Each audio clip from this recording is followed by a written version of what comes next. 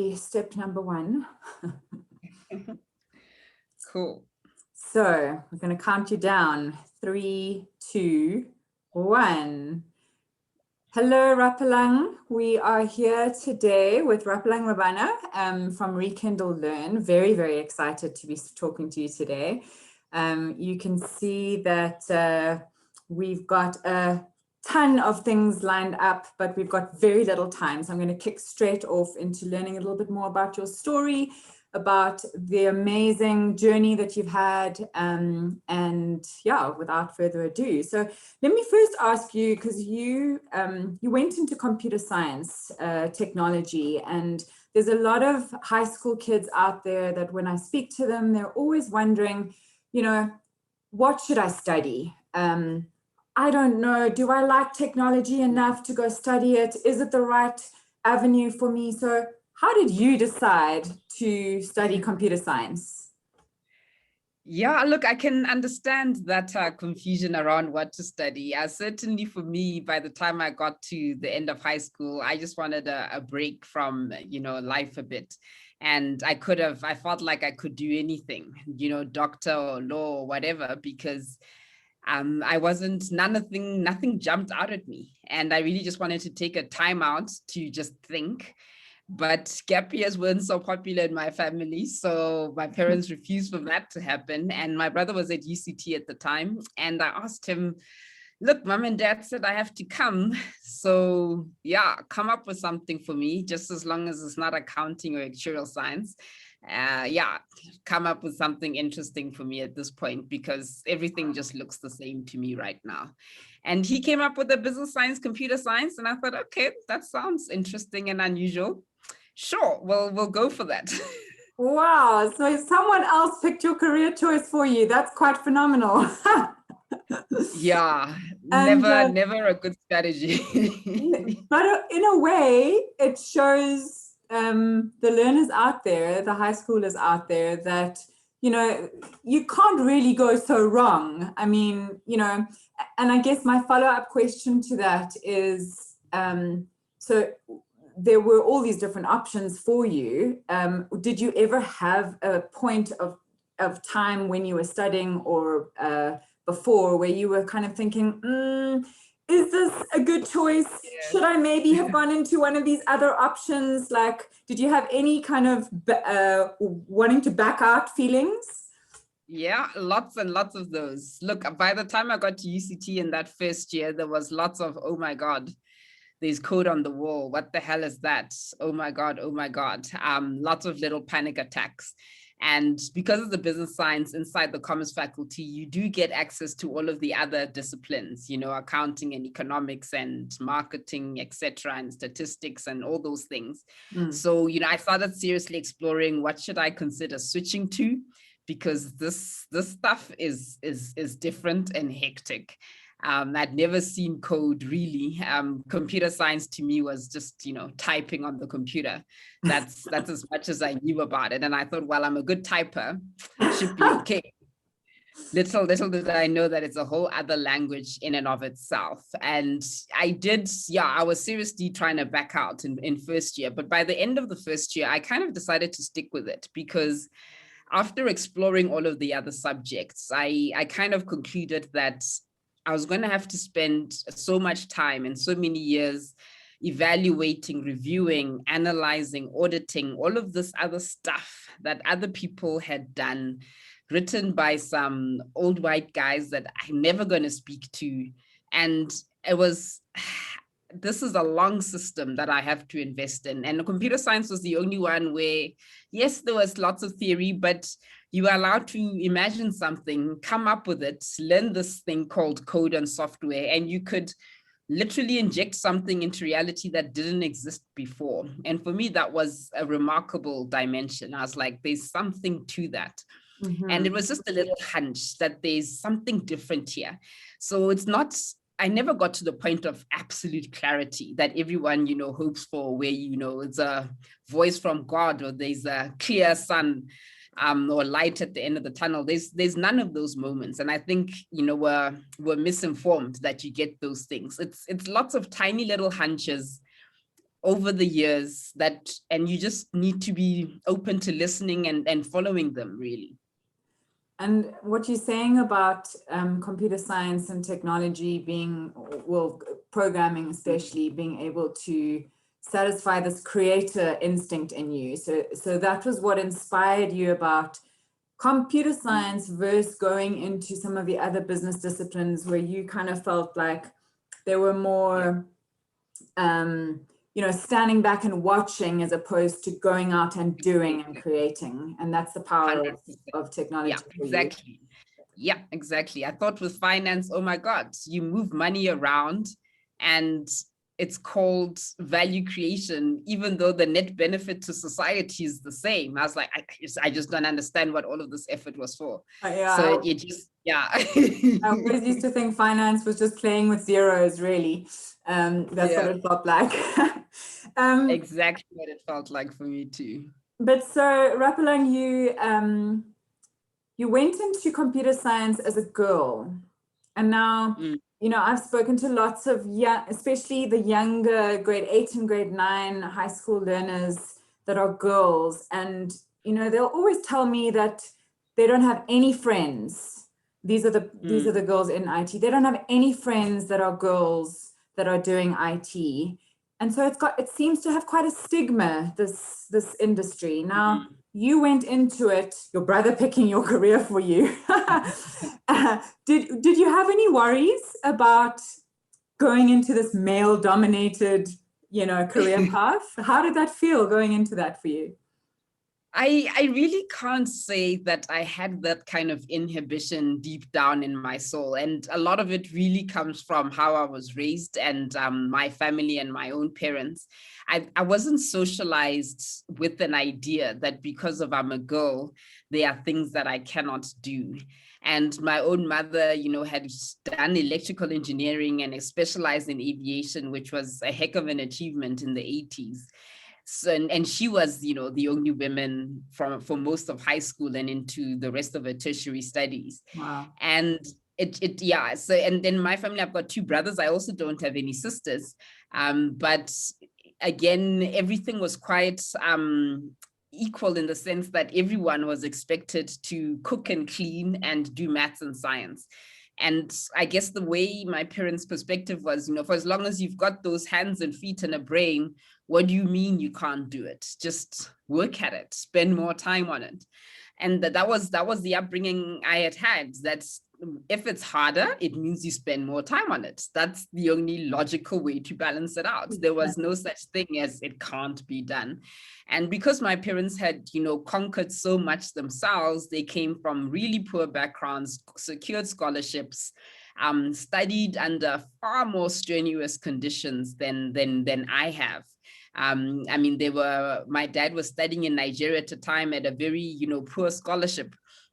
And, didn't have lots of money for even your personal toiletries, and was constantly sick from malaria or diarrhea because he couldn't tolerate the food, yet he got through 7 years and got his master's. So I can't say to them that I couldn't do it because it was too hard. And it'll be like, what do you mean? You're well fed, you've got a warm room, just study.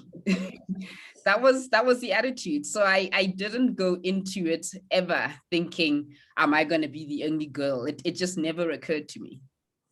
And having those role models of your parents must have been, truly, it's all relative. If you've got that picture to show you versus, no matter how hard it feels, you have someone very close to you that had it so much harder, and that is a very powerful motivator, actually. Yes. And so you found humbling. It hard. It was hard. Like it was the best thing I'd ever done at the time. I thought that I'd worked hard at school, and the whole point of not doing accounting or actual science was to have it a bit easier. And it was the hardest thing I had ever done in my life. Probably hard. But I didn't regret it. And how much of that hardness, the difficulty of computer science, do you ascribe to not having done technology or not having had any kind of prior exposure to coding? I mean, you thought it was typing, a glorified typing. So Yeah. how much do you ascribe to the difficulty of and the kind of gaps that you found to that versus other things? Sure. So I did think it was very hard, but it kind of started to make sense when you looked at it sort of as a problem solving exercise, and almost, every coding assignment was related to some kind of problem solving. They just got bigger and bigger with each year. And coding was very hard for me, but I kind of figured out, who are the people that do this easily, and, be nice to them and ask for help and ask them why your program won't run. And I clocked a lot of late nights in there, 2, 3 a.m.s, eating the pies from the only open store at that time, and just plowed the hours. And again, my mind never limited itself in that. I never once said I can't do it because it's too hard, or the lecturer, doesn't like girls or anything. And I found that a lot of people were doing that, coming up with excuses around it's too hard because someone is, blocking me from succeeding per se. I always felt that, when I didn't do well in something, my level of understanding wasn't deep enough, and I hadn't yet seen what I didn't understand. And part of learning is to get to the point where you start to spot what you don't know, so that you can then go and know. And a lot of the time when people get frustrated with they're just not marking my thing properly, is that they are so oblivious to what they don't know. And so then you started up, and this is how I know you, through your days at Jaeger. Jaeger was it still is, a voice over IP mobile solution. And you decided to start up Jaeger straight out of university. I mean, super, super brave for anyone that knows what it feels like to come straight out of university. But you started it up. I mean, it didn't start out as Jaeger, the business that it is today. It started out, pretty much as nothing.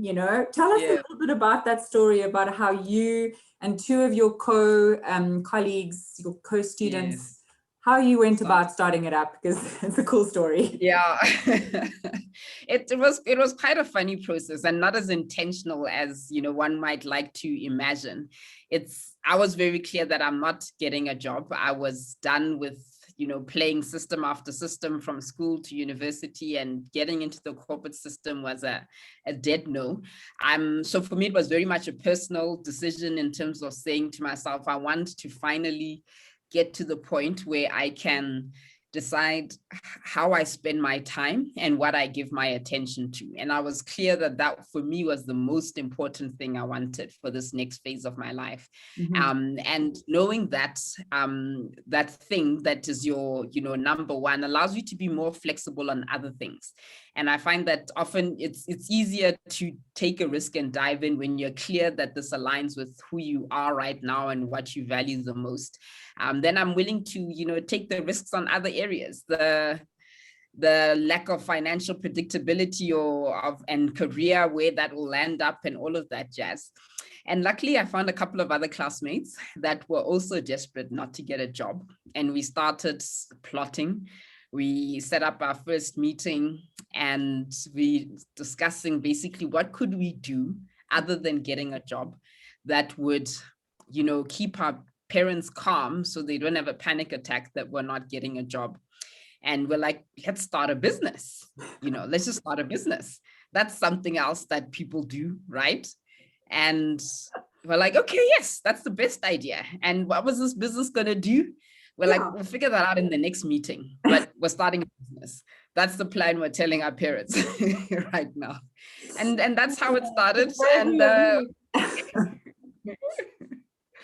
And we organized that second meeting eventually. And the funny thing is, we had no money for airtime and things. So we would coordinate, with please call me's. And one please call me meant we're meeting at 5 o'clock that day. 2 please call me's meant we're meeting at 6. Wow. And that was our premise of a state of operating. So it's no wonder then, by the time we got to that second meeting, one of my other colleagues said, look, why don't we try and do calls on your phone over the internet? Because there's Skype, but who has a laptop and ADSL at home? No one. Yeah.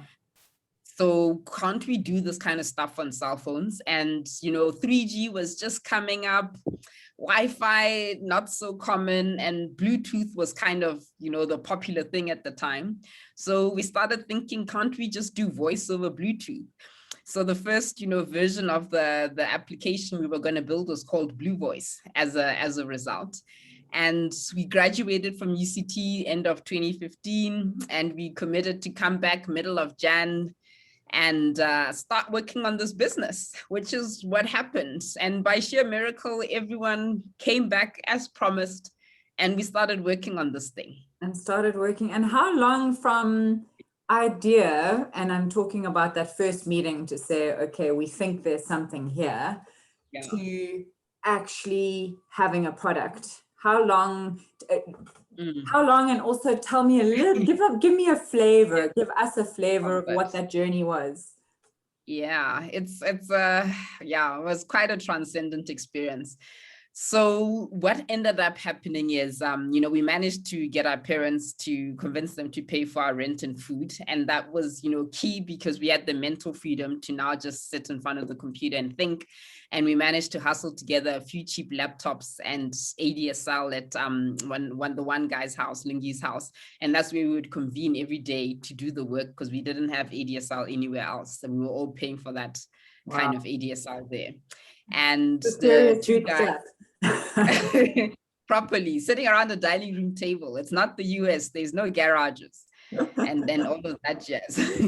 So we, Lingi and Vilta at the time, started trying to build a prototype of this Blue Voice application. And I started working on the business plan and trying to figure out who we're going to approach to get some funding or support to try build this business out. And, I think I had ventured into every government scheme and bank out there at the time. And I realized there's no money out there to help us with this. But in the process, we did meet a couple of interesting people that liked our spirit and, kept chatting to us and giving us bits and pieces of advice here and there. And eventually one of those ladies said, look, I can't help you, but I think I might, have someone who could help you. And I really feel like the fact that we had followed up, were responsive on email, were always professional, took her advice.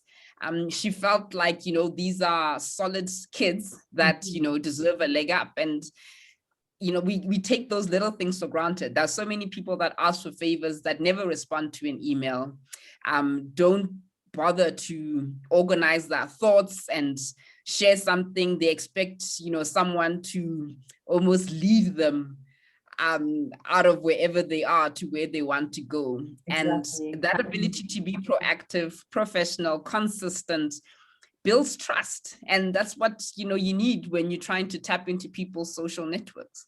And that's not just for starting up a business. That advice is useful for even if you do go into the corporate world, like that kind of consistency and resilience. And I mean, essentially, so you showed incredible resilience because you are planting little seeds. It takes a lot of energy to plant all these little seeds and not know which one is going to sprout, if any. Exactly.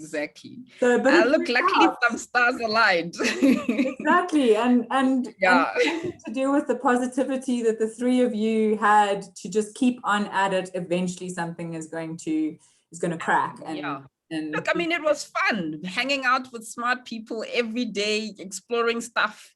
We loved it. It was really the most thrilling time of my life. And the first time I felt free and like I finally making a decision for my life. That's amazing. So by September of that year, 2006, why did I say 2015? It was 2005 and 2006. Yeah, It seems so far away. I was doing the math in my head and thinking, but I'm not going to. No. 2005, we graduated. 2006, we started. So by September of 2006, we had a prototype that kind of half worked. Wow. And we had this beautiful business plan. We had gotten a designer to make it slick and nice. And the one thing I was very good at coming out of school was, writing well. So that's really worked in our favor there, because we had, for students, I mean, now it brings me shame, but for students, we had a decent plan coming out there.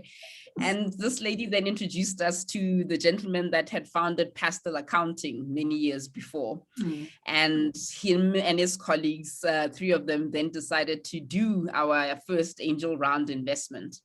And that allowed us to actually buy, the infrastructure and the service that we needed to launch the first public version of Yego in February of the 2007 or so. So Yego.com went live the following year, thanks to that investment. And we could finally, pay ourselves a little bit, still not much, but yeah, we had some discretionary income to not just be doing, peanut butter and bread and eggs and stuff. So it was cool. It was, and I remember that day or that period, it was so profound for me that we could sit around a room, concoct stuff, and now it's real. And there's hundreds of thousands of people downloading this thing. And there's another company in the UK and Israel that were also, battling this problem, and they also just launched. And we could play on this global field because of the power of the internet. No one from Accenture or Microsoft or IBM taught us anything. We just got onto Google and we taught ourselves literally everything. And you created it all, and you're on the cutting edge. I mean, it is phenomenal. These three kids, sorry. Yes. And I'm taking liberties calling you kids, but you were kids at the time.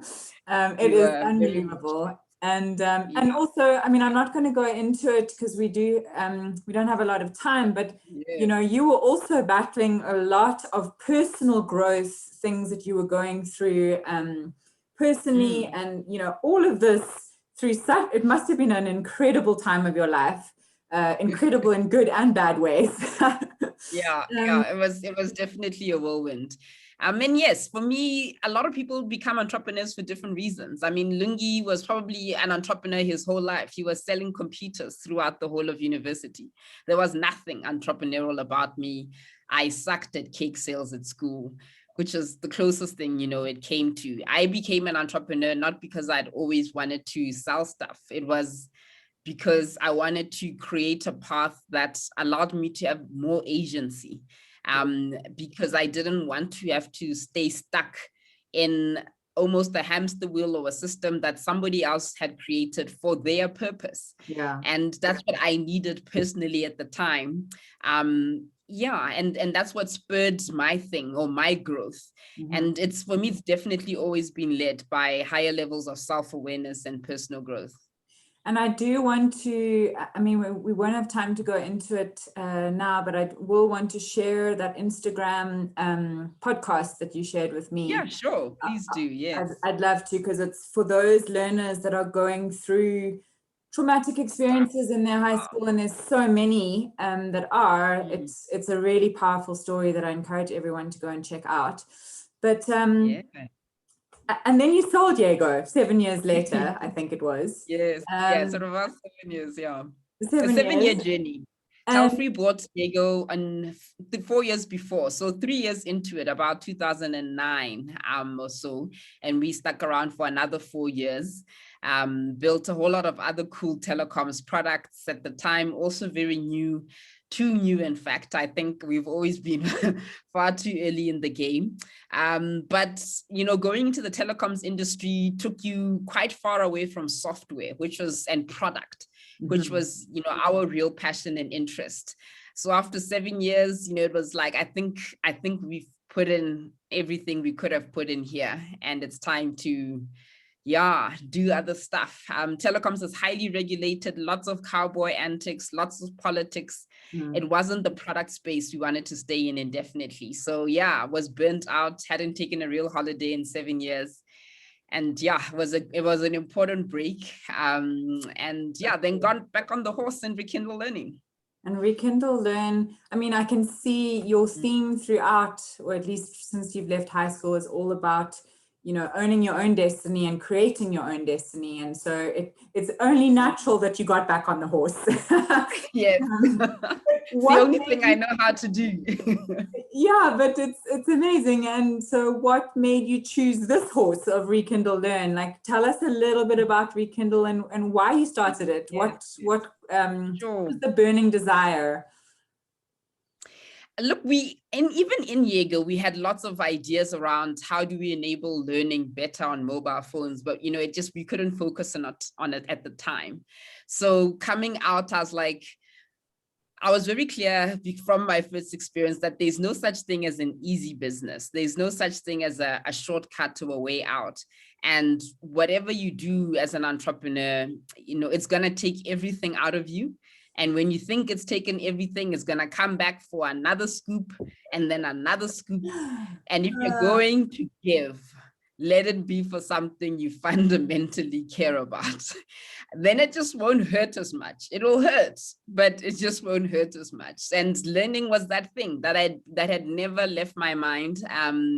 And I started toying with the idea, possibly even in high school, where I went to a really good school, and sometimes I was frustrated that, you know, we'd do a test, you'd get the script back maybe a week later, you'd kind of browse, oh, I'm surprised I got that one right. Ooh, I got that one wrong. I really should revise before the next test or exam. And you never really got around to doing that. You generally got better at what you were good at, and you just sort of let the other things slide. Yeah. And I thought, you know, couldn't it be just more efficient if there was a way to keep track of the stuff that we were struggling with and, you know, automatically just be able to focus and revise on those things? And that's what, you know, was the foundation around Rekindle Learnings and the micro-learning platform that we are providing today. And it's essentially about how do companies package that organizational know-how, not the generic courses on the MOOCs and the Coursera's and stuff, but the organizational know-how around how they work, their strategy, their customer experience, their products, their operating procedures, regulations, etc., in a way that's really easy to consume, because in the world we're in, where every company wants to be more resilient, more adaptable, to do all of those things, you have to, at the core, be a learning organization. And that's not your traditional classroom. It's the continuous bite-sized learning every single day. And that's really the kind of space where we're playing in. How do we make learning as easy to digest and adaptable to your weak areas, so that you ultimately learn faster and reduce your time to competency and be able to get back into the work of adding value? It sounds like your solution could be just as valuable to the school system, but probably they don't realize it yet. 100%. There's lots of potential value in the school system, because especially in the earlier years, and you know, it's really heartbreaking when we hear of high failure rates in grade 7, grade 8, and etc. Because you know, when you analyze the math syllabus at that level, you could pass entirely on recall. Do I understand the rule, the facts, and basic application?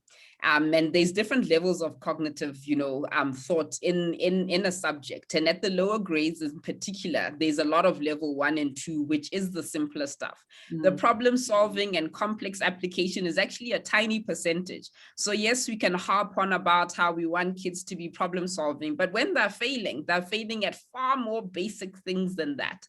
And my principle was always, if you can use this kind of learning approach to master the basics of a subject, then getting to the level of complex application and problem solving is so much easier.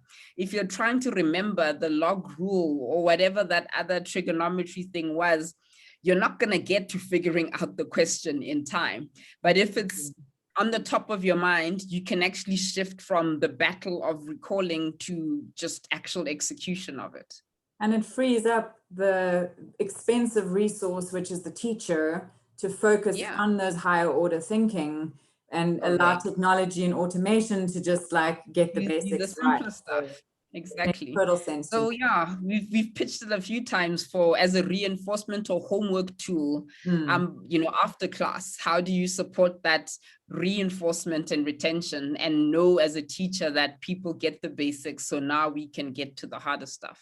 Yeah, very powerful. Look, we've run out of time, but I want to ask you one last question. If you had a time travel machine and could go back to your younger Rapelang high school self,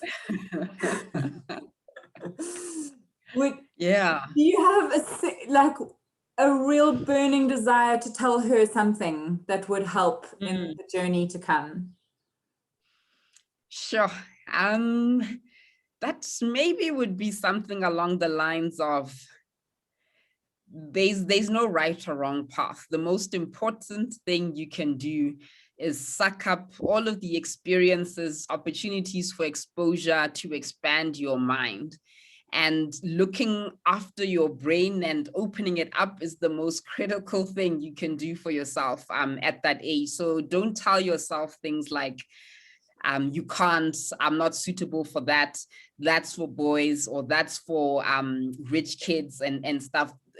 Getting your mind past those limitations by just indulging in the experience is probably the most powerful thing that you can do for your, not just yourself and your soul, but there's proven science that it's critical for your neurological development that you're going to need much later on.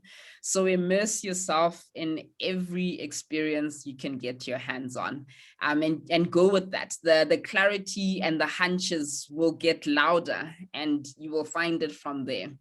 But there's no right way to do life. So just jump in. Just jump in. I love that. I love that, Rapelang, because it takes the pressure off, and it just is, a journey to explore. Don't worry so much about have you made the right choice, because there is really no right choice. So that's super powerful. Thank you so much for your time. I have loved chatting to you, and we'll speak again soon. Have a good one. Cheers, Joe. Ciao, Rapelang.